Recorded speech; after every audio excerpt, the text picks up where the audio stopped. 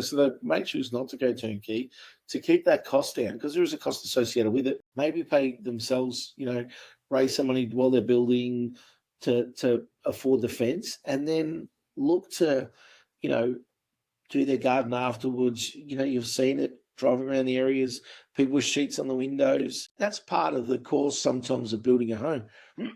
Pardon me. So not ideal for sure, but sometimes better to have a home than not. Yeah. If that makes sense, they're missing out altogether. And funding those things as you go. You can go to Spotlight and buy some blinds, head to Bunnings, buy a letterbox, put a clothesline up yourself if you've got a drill.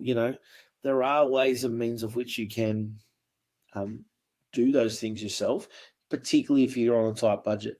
The other part with that, I'd say, so, I studied horticulture, Cole, many, many years ago, worked in garden centres. You can buy a plant this big, and in a few years, it's a tree. So they do grow. So, you go to Bunnings or go to your local garden centre and you buy a plant for $5, and that thing turns into a big tree. Well, that's a great investment. So, if you treat it well and nurture it, etc. So, again, people will back down that path. The other one would be people with larger lots. If you're on acreage, the builder ain't doing your landscaping for you, clearly. They're not going to do your post and rail fences for you. It's just not